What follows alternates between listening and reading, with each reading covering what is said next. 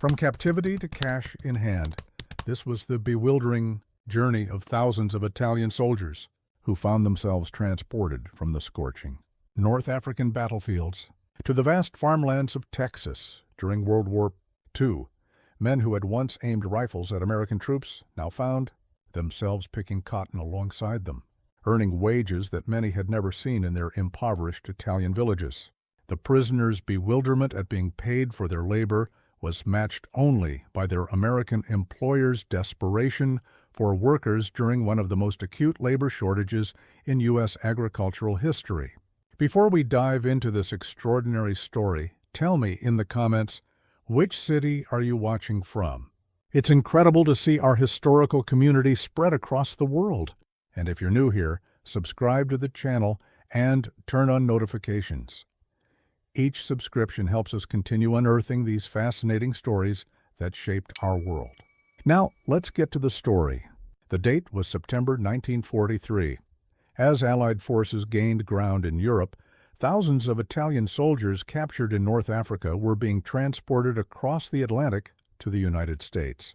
Among them was Private Giuseppe Mendini, a 24-year-old farmer's son from a small village near Naples.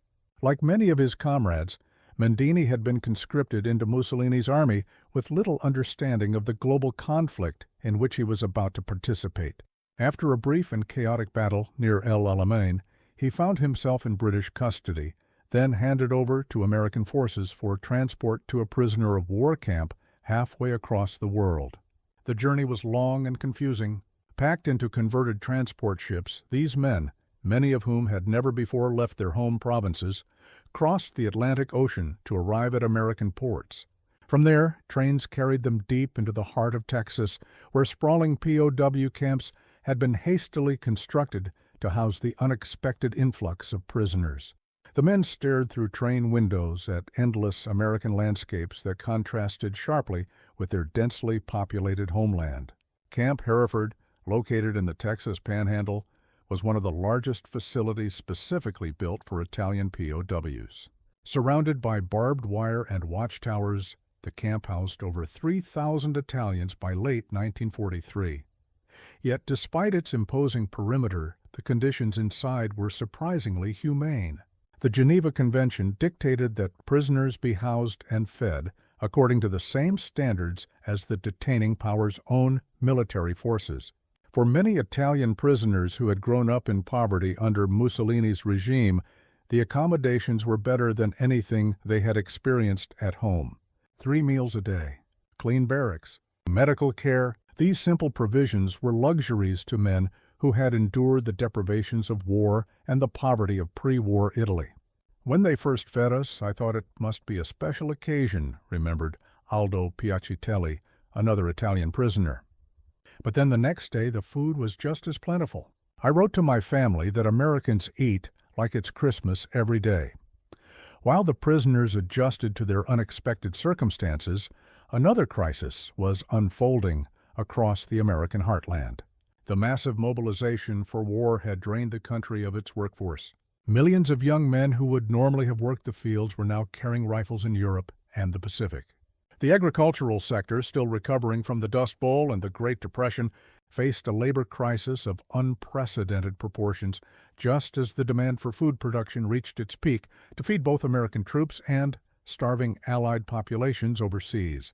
In Texas, where cotton was king, the situation was dire. Fields of white bolls stretched to the horizon, ready for harvest, with no hands to pick them.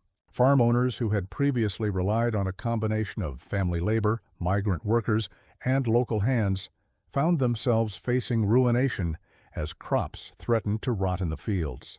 The irony was palpable. America, the agricultural superpower, was at risk of failing to harvest its own bounty while fighting a war partly about resources. The solution emerged through a convergence of necessity and policy.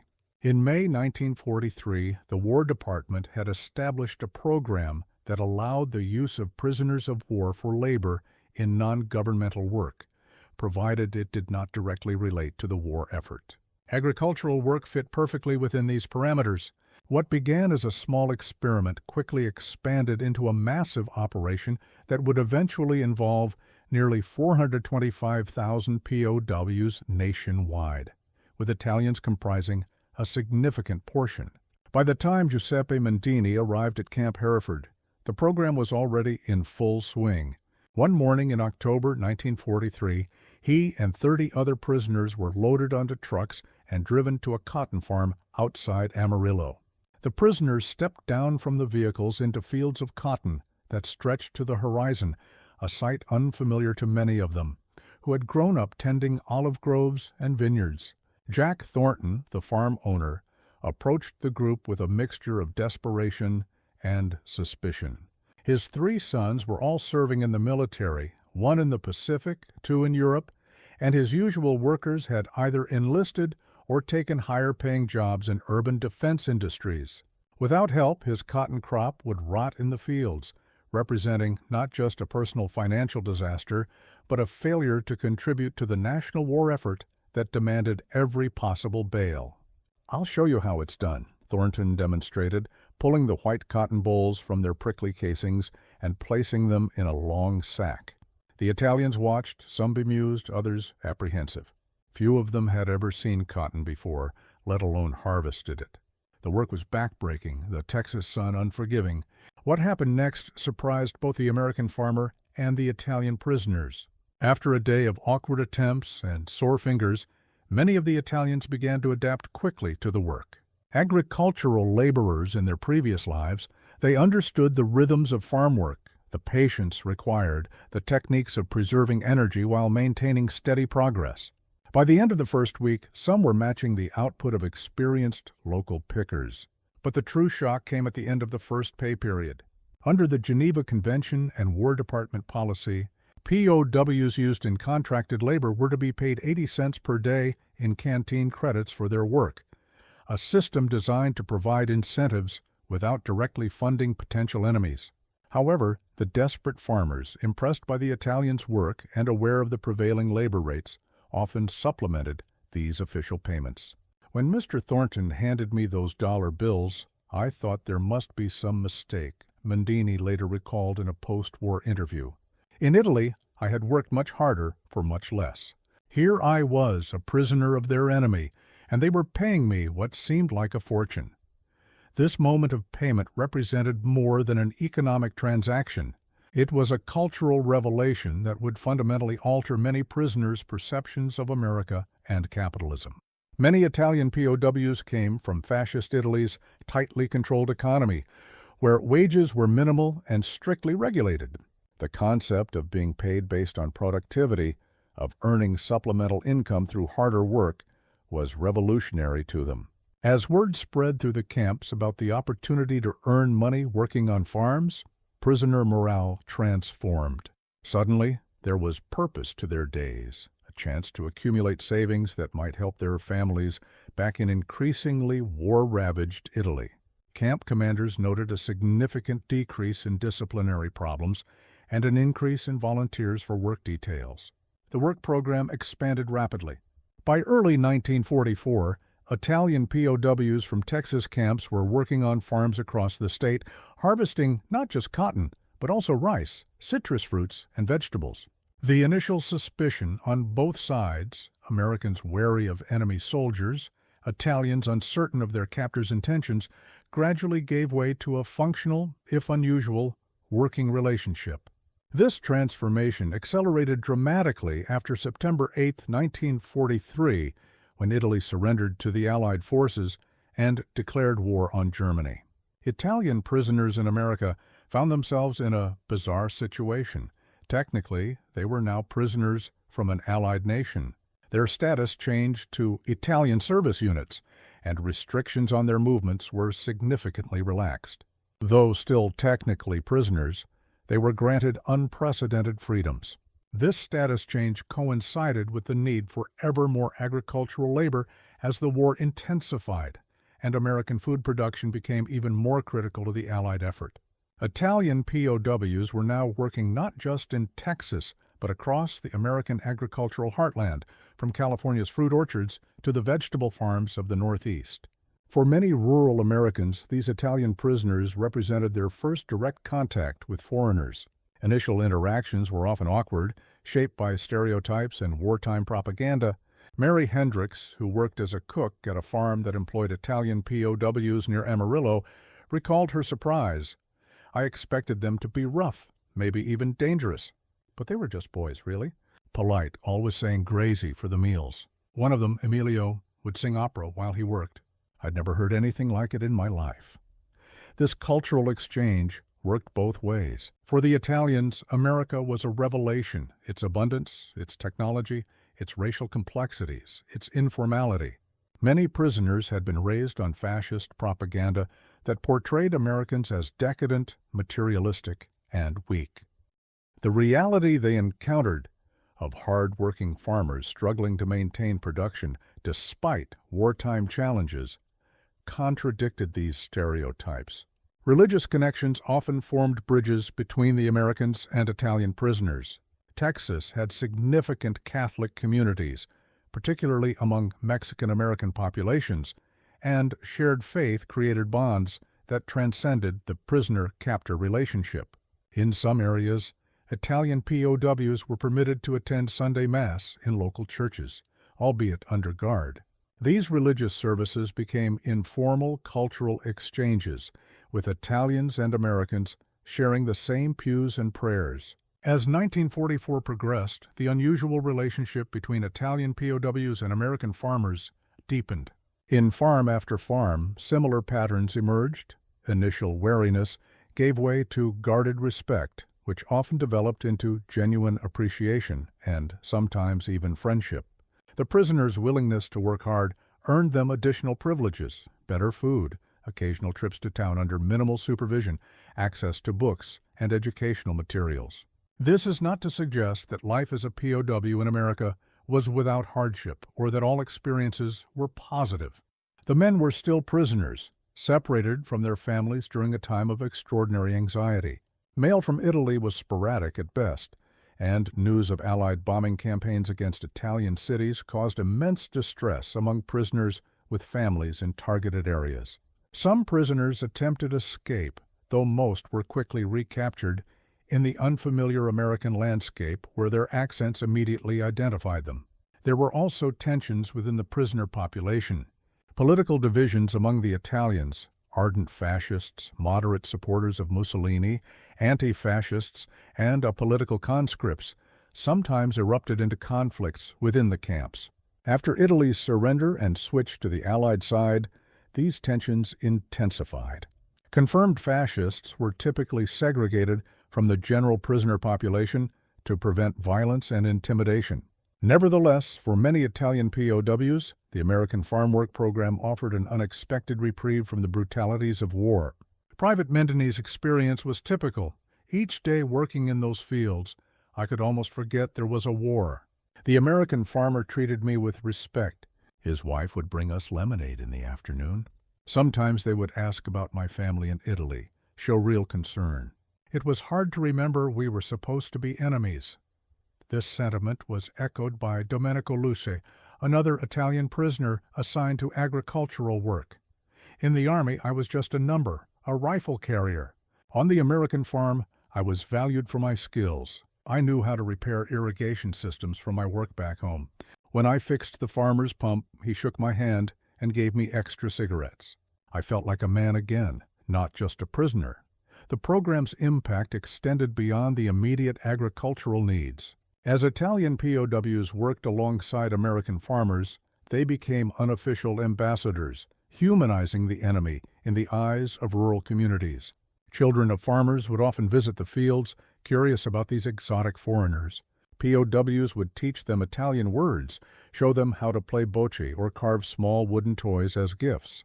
Local newspapers, initially hesitant to portray enemy prisoners in a positive light, gradually began publishing human interest stories about the Italians' contributions to the local economy.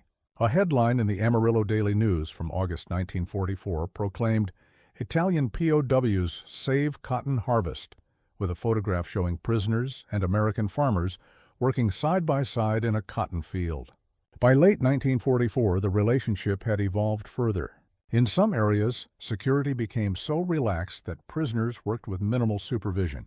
Trust had developed to the point where some farmers would allow small groups of Italians to operate farm equipment, independently or drive trucks, between fields, a remarkable level of trust. Considering their status as enemy prisoners, the economic impact was significant on both sides. For American agriculture, the POW labor program quite literally saved many farms from bankruptcy. At its peak, POW labor, Italian, German, and Japanese, accounted for nearly 30% of the agricultural workforce in some regions. For the prisoners, the wages they earned represented not just spending money for the camp canteen, but savings for an uncertain post-war future. Matteo Giordano, who worked on rice farms near Houston, managed to save over $300 during his time as a POW, a substantial sum in the 1940s. "I sent half home to my mother through the Red Cross," he explained in a post-war interview. "The rest I kept for when I would return to Italy. I knew there would be nothing left after the war, no jobs, no food, no opportunities. This American money was my security." The cultural exchange deepened through food, that universal language. Italian POWs, horrified by American eating habits, often supplemented camp meals with garden produce they grew themselves. They introduced rural Americans to vegetables like zucchini and eggplant, previously unfamiliar in many parts of Texas. In return, they developed tastes for American specialties like barbecue and cornbread. Angelo Vignato, a prisoner who worked on a dairy farm near Huntsville, recalled teaching the farmer's wife how to make pasta by hand. She had never seen such a thing, making noodles from just flour and eggs. She thought it was magic. By the time I left, she was making pasta for her family every Sunday, a little piece of Italy I left behind. Music provided another bridge. Many Italians were skilled musicians, and informal concerts became regular events both in the camps and sometimes on the farms. Traditional folk songs, operatic arias, and even American tunes learned by ear created soundtracks to this unusual wartime experience. Several POW camps formed official orchestras or choral groups that performed for American audiences in carefully supervised settings. As Christmas 1944 approached, the second holiday season many Italians would spend in America, the program had reached its mature phase. Relationships that had begun as strictly utilitarian had, in many cases, developed unexpected depths. American farm families often requested specific prisoners they had come to know and trust. In turn, prisoners would ask to return to farms where they had been well treated. The holiday season brought this evolving relationship into sharp focus. In a remarkable breach of traditional prisoner-capture protocols, some farm families invited their Italian workers to join Christmas celebrations. Under special permission from camp commanders, small groups of trusted prisoners were allowed to spend Christmas Day with American families, a gesture of humanity in the midst of global conflict. Maria Gallo, a prisoner who had worked on the Henderson family farm near San Antonio, described Christmas 1944 in a letter smuggled back to Italy. "They invited 5 of us for Christmas dinner. Mrs. Henderson cooked a turkey bigger than any I had ever seen. They had a tree with electric lights. Such luxury! Their children gave us each a small gift: socks, candy, a book. Mr. Henderson said a prayer before the meal, asking his God to protect our families in Italy as well as his sons fighting in Europe. I sat there thinking how strange life is, that I could feel more welcome at an enemy's table than I ever did in Mussolini's army." These Christmas celebrations, repeated on farms across Texas and other states, represented a remarkable moment of wartime humanity that contradicted the broader narrative of global conflict. Men who by all conventional logic should have been enemies instead found themselves sharing meals, exchanging gifts, and in some cases, forming bonds that would last well beyond the war. As 1945 began, the war in Europe was clearly approaching its end. Allied forces had liberated most of Italy, though fierce fighting continued in the north. For Italian POWs in America, emotions were mixed: hope for reunion with families, anxiety about what they would find in war-ravaged Italy, and, for many, a surprising reluctance to leave the country that had been their prison, but had also become a place of relative safety and opportunity. The Italian POW farm labor program was reaching its zenith, just as its necessity was beginning to wane. With the European war's end in sight, planning began for the eventual repatriation of prisoners.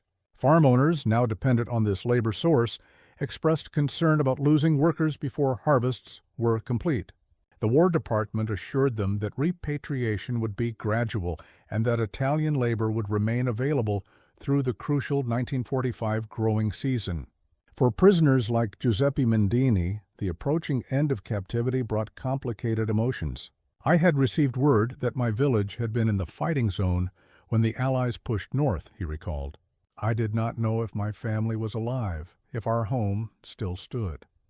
Yet the thought of leaving America also brought sadness. "I had learned so much here about farming methods, about business, about a different way of life." This sentiment, a kind of Stockholm Syndrome on a national scale, was surprisingly common among Italian POWs. Many had formed genuine attachments to America and Americans. They had learned English, adapted to American customs, and glimpsed possibilities that had never seemed attainable in pre-war Italy. The prospect of returning to an uncertain future in a devastated homeland created genuine anxiety. As the spring planting season of 1945 began, with victory in Europe clearly on the horizon, the program entered its final phase. Italian POWs worked alongside Americans to plant crops they would likely never see harvested. Yet they worked with the same dedication, now driven less by enemy status and more by a sense of shared purpose with their American employers. On farms across Texas, unusual scenes played out as news of Allied victories reached the heartland. American farmers and Italian prisoners sometimes celebrated together, the farmers for their sons' safety and coming return, the prisoners for their homeland's liberation, though it came at the cost of devastating destruction. It was a complex emotional landscape that defied simple categorization as victory or defeat. Jack Thornton, the farmer who had first employed Giuseppe Mendini in 1943, marked the changing times by making an unprecedented offer as May 1945 approached, and Germany's surrender seemed imminent. "When this is all over," he told Mendini during a lunch break, "if you want to come back to America, I would sponsor you. My boys might not return to farming after what they've seen. I could use a man who knows cotton like you've learned to know it." This was not an isolated incident. Across the agricultural regions where Italian POWs had worked, American farmers were making similar offers, proposing sponsorship, employment, even in some cases partnerships. These offers reflected both the labor needs of American agriculture and the genuine relationships that had formed despite the circumstances of war. For many Italian prisoners, these offers represented tempting possibilities, though few harbored illusions about the challenges involved.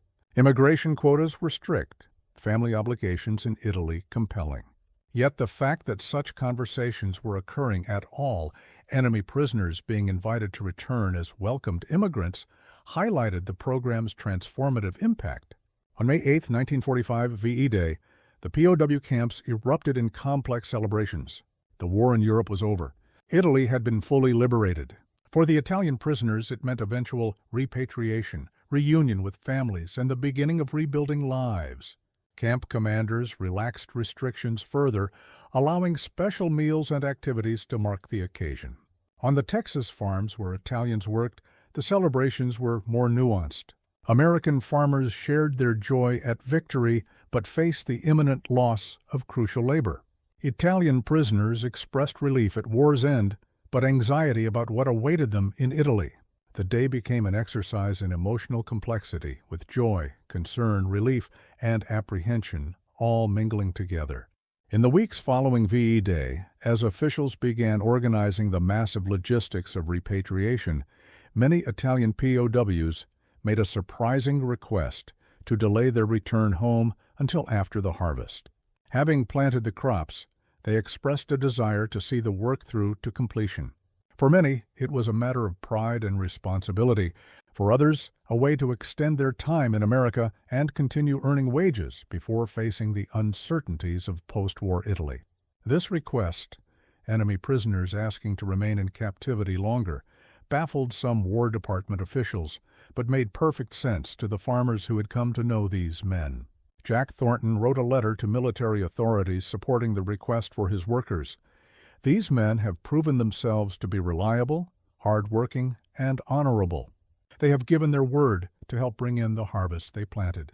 I ask that you allow them to keep that promise. Similar appeals came from farms across Texas and other agricultural states. The War Department, dealing with the immense challenges of post-war adjustment and sensitive to the food production needs that now included feeding occupied Germany and Japan, proved receptive to these requests. Repatriation schedules were adjusted to allow many Italian POWs to complete the 1945 harvest season. For Giuseppe Mendini and thousands of others, this meant a few more months in America, a strange limbo between war and peace, between captivity and freedom. No longer quite prisoners, not yet fully free, they occupied a unique historical niche in the immediate aftermath of global conflict. As the cotton began to flower across Texas in the summer of 1945, these Italian men worked the fields with a new perspective. The war was over. They were harvesting crops not as enemy laborers, but as contributors to global recovery. The money they earned would soon travel with them to Italy, providing crucial funds for families attempting to rebuild lives from the rubble of war. During this final phase, the already relaxed security measures around Italian workers became almost nominal. In many places, prisoners traveled to and from farms with minimal supervision, trusted to return to camp each evening. Some were permitted weekend visits to local towns where they would attend church, see movies, or simply experience ordinary American life, privileges unimaginable earlier in their captivity. In these final months, many Italians made deliberate efforts to absorb as much knowledge as possible about American agricultural methods, business practices, and technology. They recognized that such information would be valuable in post-war Italy, where agricultural modernization would be essential to recovery.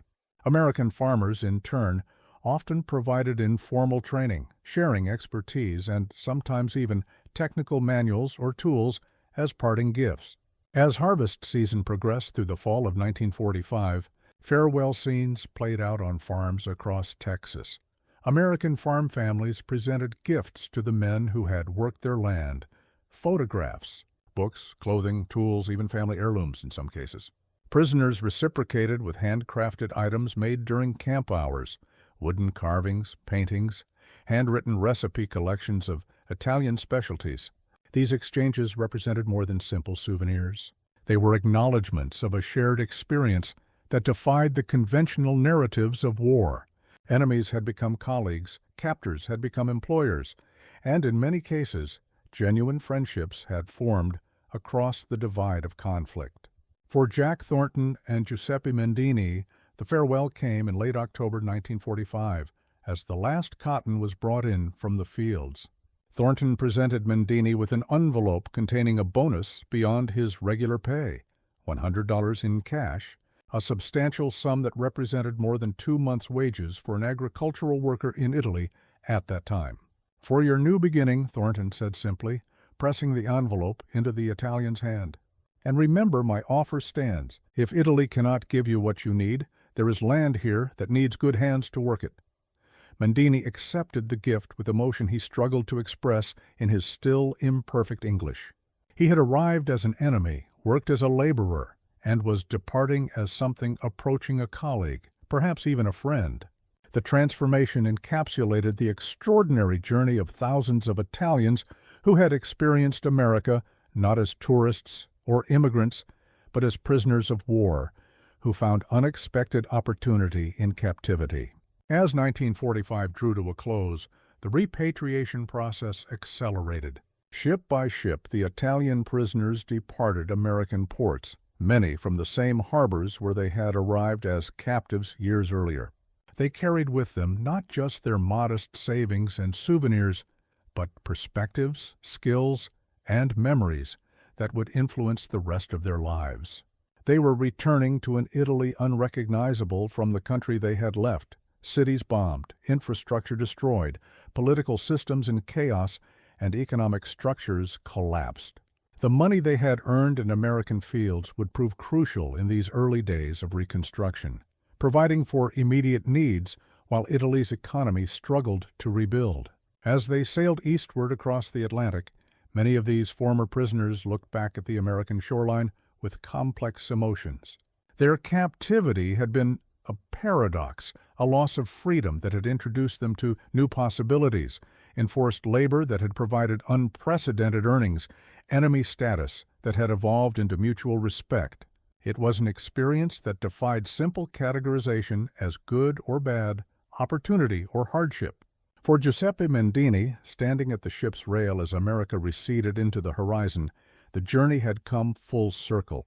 From the battlefields of North Africa to the cotton fields of Texas, and now back to the uncertainties of post-war Italy, he had experienced a transformation both personal and representative. Like thousands of his countrymen, he was returning home changed by his encounter with America, carrying not just American dollars, but American ideas, methods, and perspectives that would play subtle but significant roles in Italy's post-war reconstruction. As the American coastline disappeared from view, Mendini fingered the envelope of money in his pocket and made a silent promise to himself. Someday, perhaps, he would return, not as a prisoner, but as a visitor, or perhaps even as the immigrant Jack Thornton had invited him to become. The war had forged unexpected connections across enemy lines, creating pathways that might be traveled in peacetime. The ship sailed eastward, carrying its cargo of former prisoners toward an uncertain future in war-ravaged Europe. Behind them lay the cotton fields, citrus groves, and vegetable farms where enemy soldiers had experienced America's paradoxical prison, captivity that paid wages, restriction that offered opportunity, enemy status that evolved toward acceptance. What awaited these men in Italy, and what long-term impact their American experience would have on Italy's reconstruction, remained to be seen. But as the American shoreline disappeared behind them, they carried more than just their meager possessions and hard-earned dollars. They carried a complex legacy of wartime humanity that had managed to flourish in the unlikeliest of circumstances. As the ships crossed the Atlantic, carrying thousands of Italian former POWs back to their homeland, another chapter in this remarkable story was about to begin, one that would play out across the post-war landscape of both nations for decades to come. The first ships carrying returned Italian prisoners began arriving in Naples in late 1945. The men disembarked into a homeland that had become almost unrecognizable during their absence. Naples, heavily bombed during the war, still showed massive destruction. The port facilities functioned at minimal capacity. Basic services like electricity and running water operated sporadically at best. Food was scarce, with rationing still strictly enforced. The contrast with the abundance they had experienced in America was jarring. Giuseppe Mendini, arriving in December 1945, found the journey from Naples to his village near Salerno daunting. The railway system, targeted repeatedly by Allied bombing, operated a limited schedule with damaged equipment. Roads were cratered, bridges destroyed. What had been a 3-hour trip before the war now took 2 days of travel by intermittent trains, military transport rides, and walking. His arrival home brought emotional complexity. His family's small house had survived the war relatively intact, though German troops had looted most of its contents during their retreat. His parents and younger sisters had survived, but his older brother had been killed fighting with Italian forces in Russia. The joy of reunion was tempered by grief, and the difficult acknowledgement that while his family had suffered, he had experienced relative comfort and opportunity in America. This complex homecoming was repeated thousands of times across Italy as former POWs returned to their communities. They arrived carrying American dollars, wearing American clothes, speaking passable English, and bringing ideas and expectations shaped by their time in the United States. Their reception varied widely depending on local circumstances and political climates. In some communities, especially those with strong communist or lingering fascist influence, returned POWs faced suspicion. Their time in America, their willingness to work for the enemy, and especially their positive accounts of American life were viewed as potentially subversive. Some were accused of having been corrupted by capitalism or of harboring sympathies for Italy's former enemies. Pietro Lombardi, who had worked on citrus farms in California, found himself ostracized in his village near Rome. When I told people about the size of American farms, about the machines they used, about how much the workers were paid, they called me a liar or an American propagandist. The local Communist Party leader warned people not to listen to my capitalist fantasies. In other communities, however, returned POWs were welcomed as valuable resources. Their American earnings, modest as they might seem by U.S. standards, represented significant capital in post-war Italy's devastated economy. Many used these funds to rebuild family farms, reestablish small businesses, or support extended families through the difficult transition to peacetime. More valuable than their American dollars were the skills, knowledge, and perspectives they had gained. Agricultural techniques observed on American farms, crop rotation methods, irrigation systems, pest management approaches, were applied to Italian farms. Business concepts like customer service, marketing, and efficiency-based pricing were introduced to small shops and services. These transfers of knowledge, while difficult to quantify, contributed significantly to Italy's remarkable economic recovery in the 1950s and 60s. Giuseppe Mendini's story was typical of this pattern. Returning to his family's small farm near Salerno, he found the fields untended, equipment stolen or broken, and seed stock depleted. His American earnings, carefully saved and supplemented by Jack Thornton's generous bonus, provided capital to purchase new tools, seeds, and even a used tractor, one of the first in his village. More importantly, he brought techniques learned in Texas. He introduced crop rotation practices he had observed on American farms, diversified the farm's production beyond traditional crops, and implemented simple but effective irrigation improvements based on systems he had helped maintain in Texas. Within 5 years, the Mendini farm's productivity had doubled compared to pre-war levels. Similar stories played out across Italy as thousands of former POWs applied their American experiences to reconstruction efforts.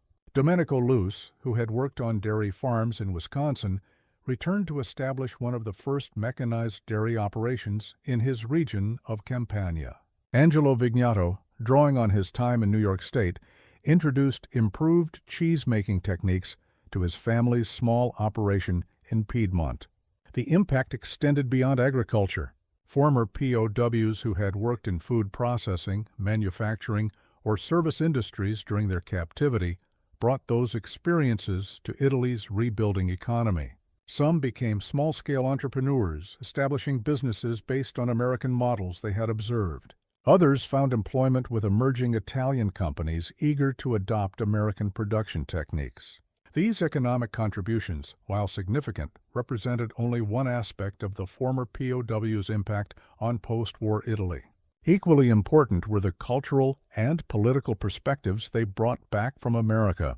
Having experienced a democratic, capitalist society firsthand, not through propaganda but through daily life and work, many returned with changed political views that would influence Italy's crucial post-war political development.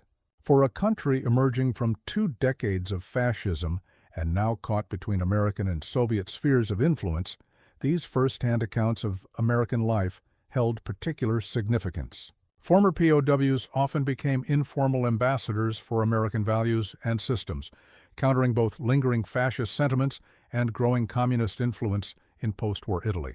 Matteo Giordano, who had picked cotton in Texas, became active in local politics in his Sicilian hometown. When communists would talk about American imperialism and exploitation of workers, I could say, I worked there. I saw how workers lived. I saw that even a farm laborer could own a car, a radio, have electricity, and running water. They could not dismiss my first-hand experience. This political influence operated at both formal and informal levels. Some former POWs joined centrist or moderate-left political parties that advocated for democratic capitalism rather than Soviet-style communism. Others simply shared their experiences through conversations in village squares, family gatherings, and workplace discussions, small-scale but widespread challenges to anti-American narratives. Not all returned POWs became advocates for American systems, of course. Some, particularly those who had experienced racial discrimination or inequities during their captivity, returned with more critical perspectives. These nuanced views, recognizing both America's opportunities and its contradictions, actually lent credibility to their accounts and contributed to more sophisticated political discourse in their communities. The influence operated in both directions. While former Italian POWs were bringing American ideas to Italy, they had left lasting impressions on the American communities where they had worked. In Texas, California, Arizona, and other states with large POW labor programs, the departure of the Italians created both practical challenges and cultural legacies. The practical challenges were immediate and significant. The 1946 growing season would be the first since 1942 without the substantial labor pool provided by POWs. While returning American servicemen would eventually fill some of these positions, the transition created temporary but severe labor shortages in many agricultural regions. Jack Thornton, like many farmers who had come to rely on Italian workers, faced difficult adjustments. "My sons came home from the war, thank God, but neither wanted to return to farming. The older boy took a job with the railroad. The younger went to college on the GI Bill. Without the Italian boys, I had to leave 30 acres unplanted that first year. In some regions, the labor gap left by departing POWs accelerated agricultural mechanization, as farmers invested in equipment to replace unavailable workers. In others, it contributed to increased recruitment of Mexican braceros under programs that would eventually evolve into the controversial Bracero program that brought temporary Mexican agricultural workers to the United States between 1942 and 1964. Beyond these practical implications, the Italian POWs left cultural footprints across the American landscape. In some communities, their influence could be seen in local cuisine, as Italian dishes introduced by prisoners became incorporated into regional food traditions. Small architectural details, stonework techniques, decorative elements appeared in buildings where Italian POWs had contributed construction skills. More significantly, the program left relational legacies that would span decades and continents. Despite the logistical challenges of international communication in the pre-internet era, many American farm families maintained correspondence with the Italians who had worked their land. Letters crossed the Atlantic in both directions, carrying family news, photographs, and continued exchanges of agricultural information. Jack Thornton and Giuseppe Mendini maintained such a correspondence for over a decade. Their letters, preserved by both families, document not just personal updates but the parallel reconstruction efforts in both nations, America's post-war economic boom, and Italy's remarkable economic miracle of the 1950s and 60s. Through these exchanges, both men continued to learn from each other long after the formal POW program had ended. Some relationships went beyond correspondence. As Italy's economy stabilized and passport restrictions eased in the mid-1950s, a number of former POWs accepted invitations to visit the American farms where they had worked.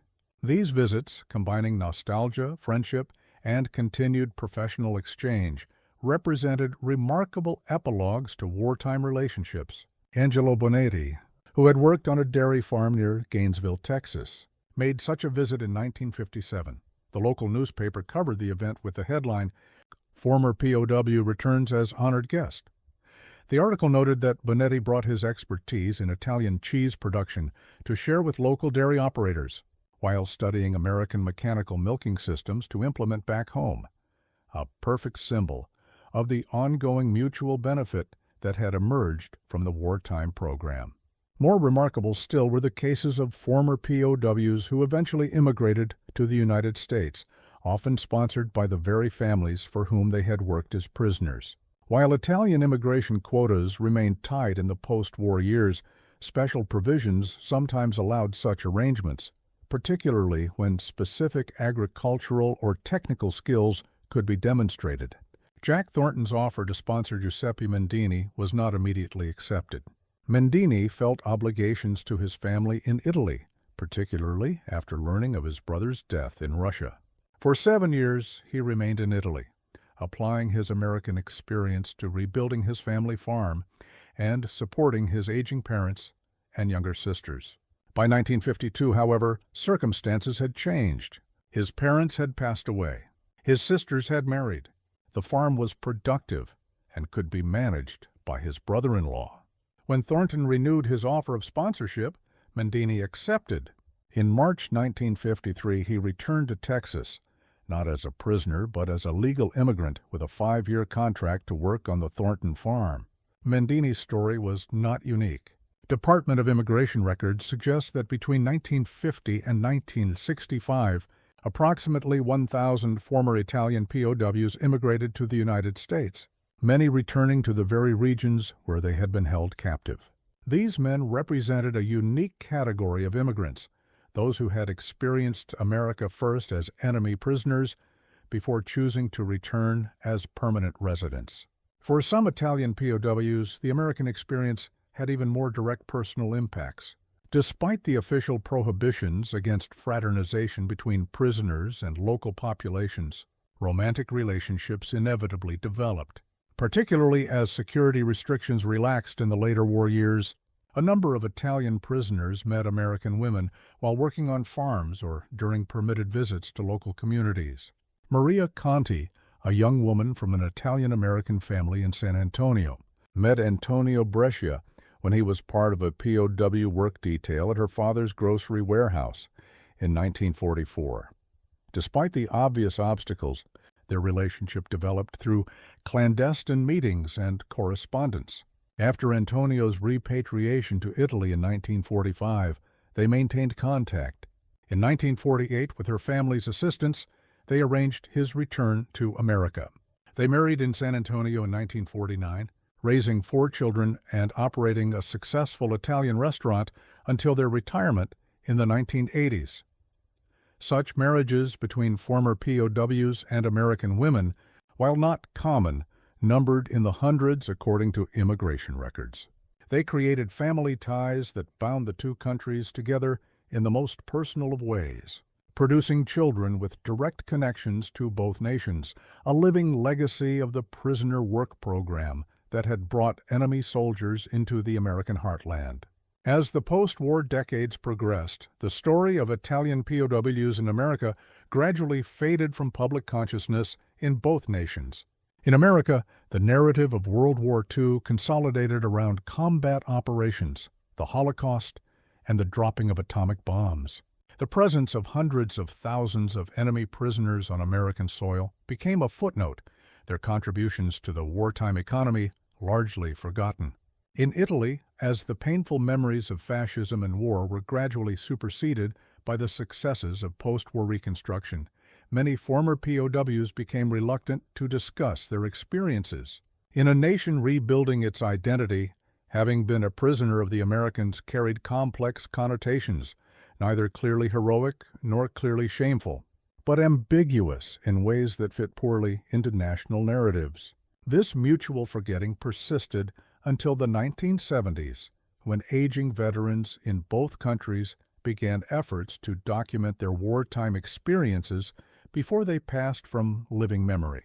Oral history projects, memoir publications, and academic studies gradually brought the POW labor program back into historical discussion, though rarely with the prominence it deserved given its scale and significance.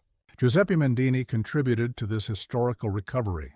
Having become a successful farm owner in his own right after Jack Thornton's retirement, he was interviewed for a Texas historical journal in 1975. His account of the transition from enemy prisoner to paid farm worker to American citizen provided a compelling personal narrative that illuminated the larger historical pattern. "I came to America as a prisoner and stayed to become a citizen," he summarized. "The strange thing is, America treated me better as a prisoner than Mussolini ever treated me as a citizen. On American farms, even as a prisoner, I was paid fairly for my work, treated with basic respect, given opportunities to learn. This was more than fascism ever offered the poor farmers of southern Italy. This perspective, comparing American prison favorably to Italian freedom under fascism, was echoed by many former POWs. It reflected not just the relatively humane conditions of American POW camps, but the broader economic and social opportunities that had been absent in pre-war Italy. For men from impoverished rural backgrounds, even prisoner status in America had offered standards of living and earnings that exceeded their civilian experience in Italy. By the 1980s, as Cold War tensions began to ease and both Italy and the United States entered new political eras, interest in the POW program experienced a revival. Academic historians in both countries began serious study of the program, recognizing its significance not just as a wartime expedient, but as an important element in post-war Italian-American relations and Italy's economic recovery. Historical societies in states with significant POW populations, particularly Texas, Arizona, and California, began establishing exhibits, collecting artifacts, and marking former campsites with historical plaques. In some communities, reunions were organized, bringing together former prisoners, American farmers, and their descendants to commemorate shared experiences. One such reunion, held in Hereford, Texas, in 1989, drew international media attention. 27 former Italian POWs, most now in their 70s, returned to the site of Camp Hereford. They were greeted by former guards, farmers they had worked for, and local residents. The event included tours of former camp buildings, visits to farms where prisoners had worked, and a formal dinner where American and Italian flags stood side by side. Matteo Giordano, attending the reunion from his home in Sicily, expressed a sentiment shared by many. When I left here in 1945, I thought I would never return. I was eager to go home, to see my family, to help rebuild Italy. But a part of my heart stayed here in Texas.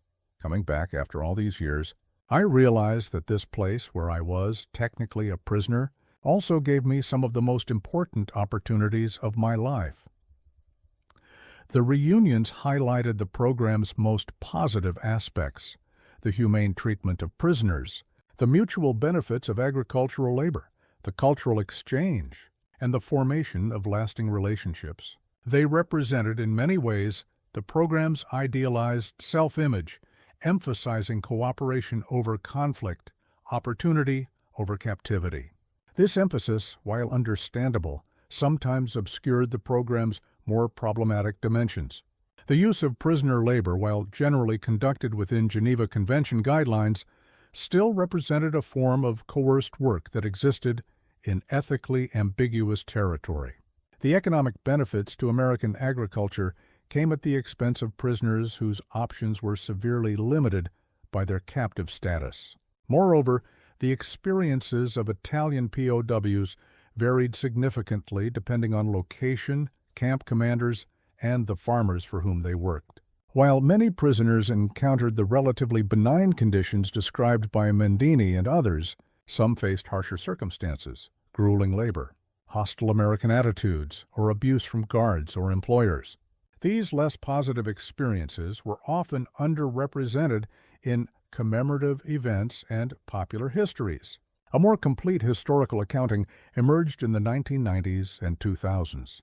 As scholars gained access to previously classified military records, conducted more extensive oral history projects, and approached the subject with more critical frameworks.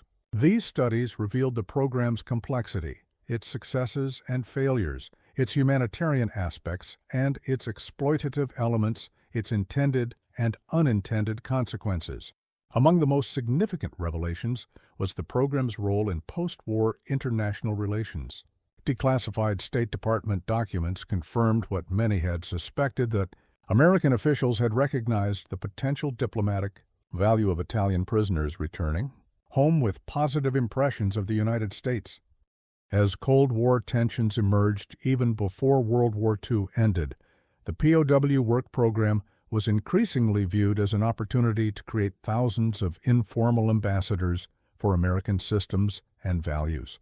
This strategic dimension never fully displaced the program's primary purpose of addressing agricultural labor shortages.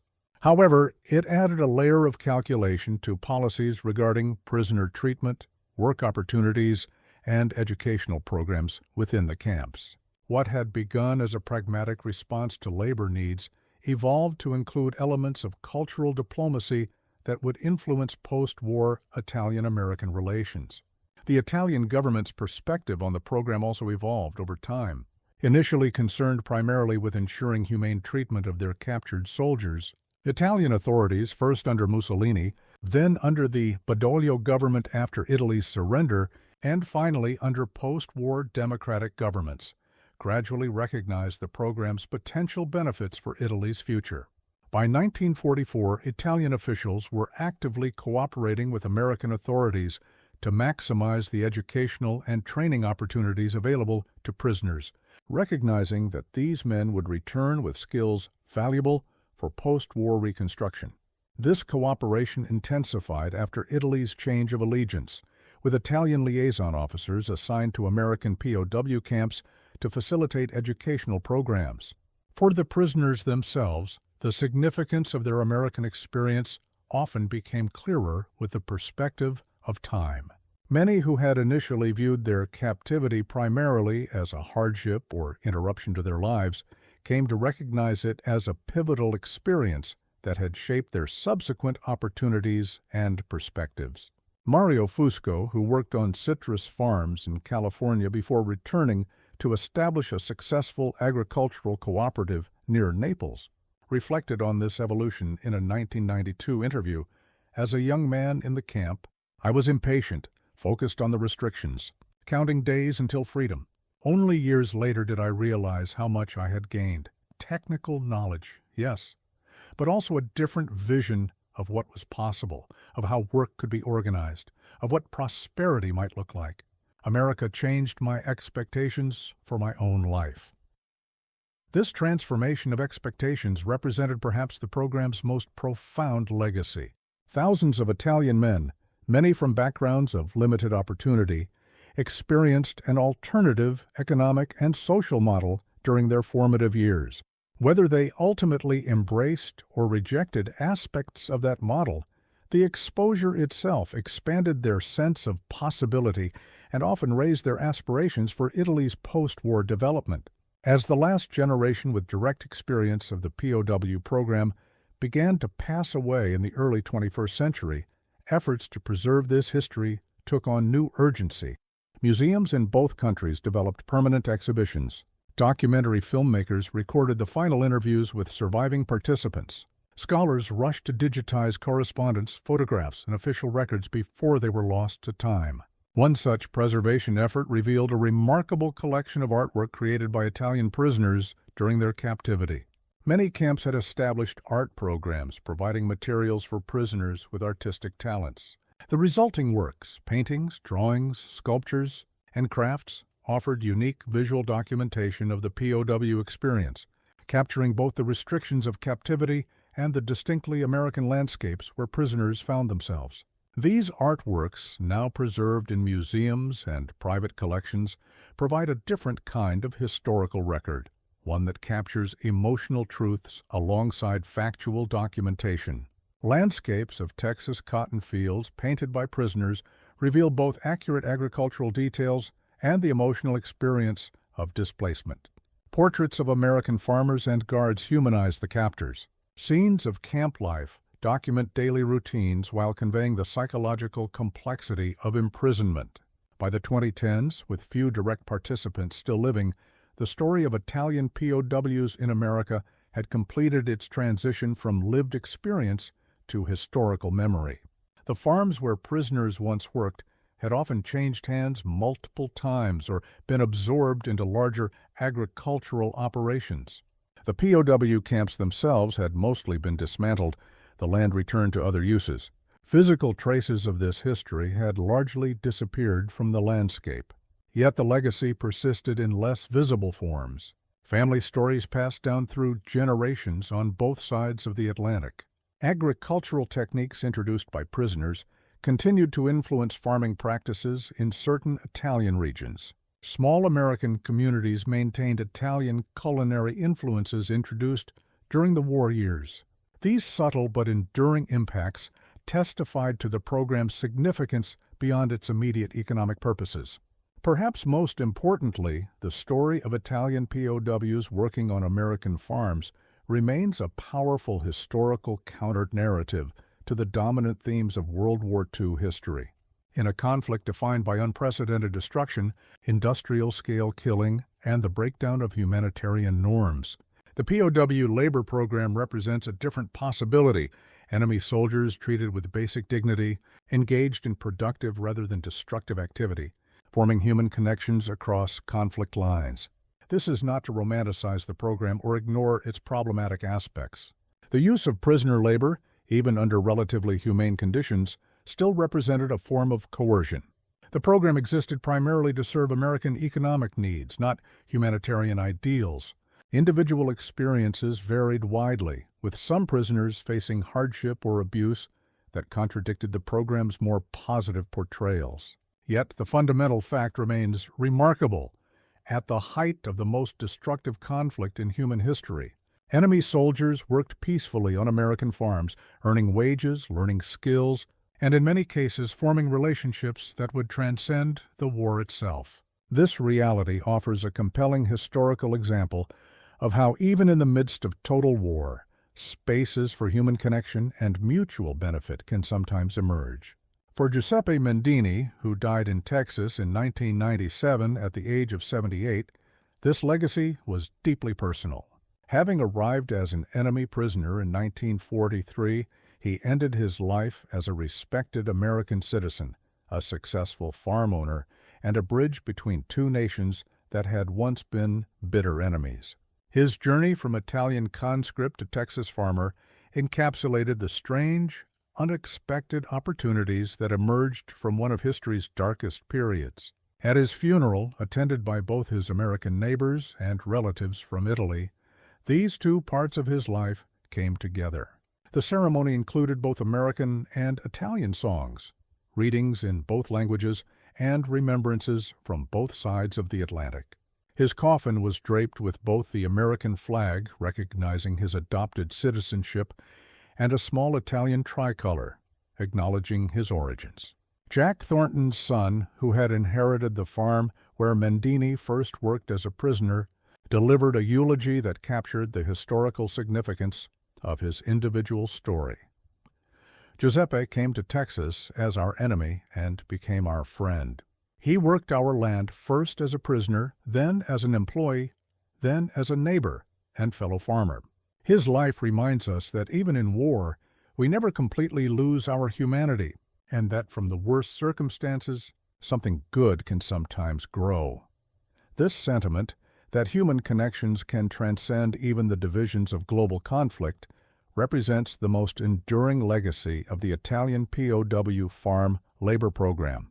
In fields across America, enemy soldiers and American farmers discovered their common humanity while working to bring in harvests that would feed a war-torn world.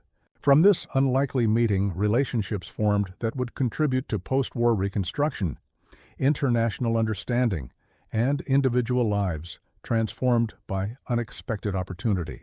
As the cotton, citrus, and vegetable fields of America continue to be worked by new generations of laborers, many of them immigrants seeking their own opportunities, the story of the Italian prisoners who once tended these same lands offers a powerful historical reminder that human connections can form in the most unlikely circumstances, that productive work can bridge seemingly insurmountable divides, and that even in humanity's darkest hours, seeds of reconciliation and future cooperation can sometimes be planted. The bewilderment of those Italian soldiers, stepping down from military trucks into American fields, discovering they would be paid for their labor, represents a small but significant moment in the larger history of World War II, a moment when enemies became workers, when captivity offered opportunity, and when the boundaries between friend and foe began to blur in the face of shared agricultural labor and growing mutual respect. In farm fields across Texas and other American states, Italian prisoners of war experienced a paradoxical form of captivity, one that restricted their freedom but expanded their horizons, limited their movements but increased their economic opportunities, classified them as enemies while treating them increasingly as valued workers. From this contradiction emerged one of World War II's most unexpected legacies: thousands of former enemies who returned home with not just American dollars, but American experiences that would contribute, in ways small and large, to Italy's remarkable post-war transformation. As the final generation with direct memory of this program passes from the scene, their stories, preserved in oral histories, letters, photographs, and scholarly works, offer a compelling reminder that even in humanity's darkest hours, moments of connection, cooperation, and mutual benefit remain possible. The Italian prisoners who picked American cotton, harvested American vegetables, and tended American orchards left a legacy that transcends the immediate economic benefits of their labor, a legacy of reconciliation. That reminds us of war's complexity and of the human capacity to form bonds even across the divide of global conflict.